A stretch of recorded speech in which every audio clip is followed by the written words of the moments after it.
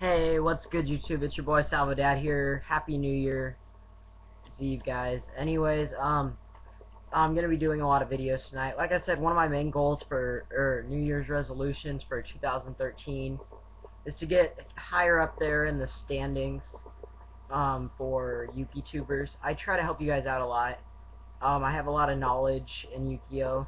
I've been playing for about 5 years, and I have a lot of the good decks. So people like to dislike, and that's what they live for. So I'm just like, whatever. You can talk crap on all my videos that you want, but it's not gonna make me stop making videos. So I mean, some people actually really enjoy these videos. Like, I've had people message me and say, "Hey, Salvadad, thank you so much for making that video. That really helped me out," or something like that. I'm like, yeah, that's what I'm here for. So yeah. Well, today, guys, I'm gonna be going over my personal opinion on the deck, that the best deck of 2012. Um, this deck came out about the beginning of the year, and it's changed so much, but it's been basically tier 1 all year. That deck in particular is Windups. This deck also won Nationals thanks to Tyler Tabman. It was first and second in Nationals. It didn't win Worlds. Or actually, yeah, scratch that. Didn't it win Worlds? No, wait, and Zectors won Worlds. My fault. But Windup still did really. I can't remember exactly. Worlds was a long time ago, but windups have changed so much in this past one. It might wait. It might have actually. Never mind. Anyways, other discussion. I just know it got first and second at our nationals, and it was really cool. But I'm gonna talk about this deck and how it's changed and why it's still good, and why I think this deck is going to get hit for the format or whatever.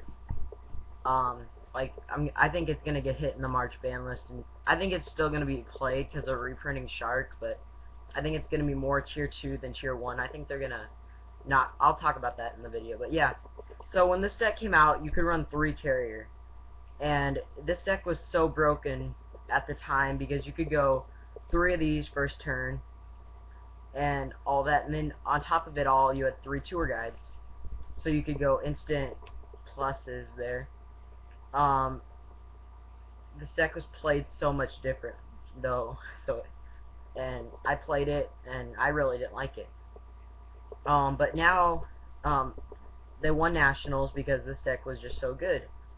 Because you could go into any 3-star you wanted, basically, and swarm it, and you could basically have 5 monsters first turn, which most decks can handle. The only deck that was really good against it was Rabbit and Inzectors, but side decking was huge.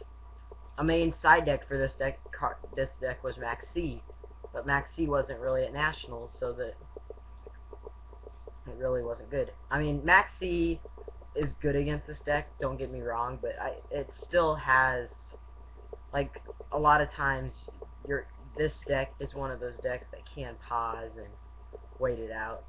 So yeah, as of the ban list, the only thing they touched for windups was they put this to 1 carrier, which was everyone was like, that's the key card. That, and then they put tour guide to 2. They did one of those decisions like they did with Tengu. They're like, we keep this at 3. Windups are gonna still be broken because they can still go. They banned this. In my opinion, tour guide went to 2 because of windups. This card, like, I mean, Rabbit runs this, Inzectors ran it, and also windups ran this. But how many decks really used it? Windups use it to get their carrier up and all that. Rabbit uses it just to get Levier. But I mean, yeah, there's still 2 good decks right there. But windups, I feel like, was the main reason this card got hit. They're like, we don't want windups winning a lot more events, so we need to ban this card, or not ban it, put it to 2. Honestly, Tour Guide is another one of those cards that could get hurt in the next ban list, but I don't know. That's still a couple, like a month away, so I'm not really. The ban list never scare me because I have so many other options, and I mean, it's like they have to do them. But honestly, I think this format was one of the most steady formats in a long time. Like, there wasn't one powerful deck. I'll do that in another video too. But yeah, so as of the ban list, everyone was thinking windups were dead, and then some genius figured out that you could go windup OTK, which involves Papilloperative, windup carrier, and then something else. But it uses a new card that nobody was really running, windup Magician, and then it's windup Magician, windup Shark, and you could go into tons of combos, and everyone's like, oh my god, windups are good. So yeah, windups became tier 1 once again. So they've basically been tier 1 ever since they came out. I mean, they kind of went to tier 2 for a little bit, tier 1.5, I would say more. So, but then, once again, some genius figured out that you could do something called a shock lock with windups. So now, not on top of everything else, you can go into carrier and get combos off, make huge beat sticks, but you can shock lock first turn. This deck is broken. Yeah. That's why I feel like this deck was the #1 of the year, because it just it went through so many different changes, but it still stayed tier 1 the whole entire time.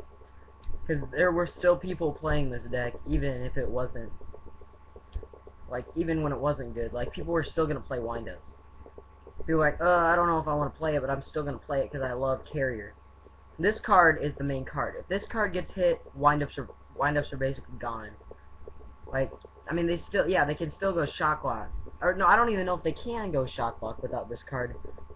I would have to look into it, but, I mean, without carrier, they can't get that extra summon of the rat. So basically, they're just sitting there with 1 3-star. Or 2 4-stars, or maybe they'll go into Shock Master. That's really all they can do. Honestly, if they're not gonna kill this deck. In my opinion, I think they're gonna make it tier 2. What they need to hit is they need to hit Magician, because Magician is just way too broken right now at 3. I think Magician and Factory would be 2 main cards that they should touch. If they touch this, it's gonna make me mad. And I think Shockmaster might go to 1 too. But that's in a whole nother video, guys. I'm just explaining to you why this, yeah, I keep getting off topic, but yeah, windups just are so good because they started as little cute creatures, like Shark's cute, everyone was like, oh yeah, that's a cute card. Cute little rats, and then Rabbit, which is one of the most amazing windups in my opinion. But if you didn't have Rabbit back then, your windups kind of sucked. Your windups kind of sucked because Rabbit was kind of the main card that made windups good. But oh well. I mean, it's whatever. So yeah, guys. Windups. My opinion. Deck of 2012. Please watch all my videos. Start subscribing, and subscribe to my team channel, Team Loop-de-Loop. And yeah, so yeah, guys, thanks for everything, and Happy New Year.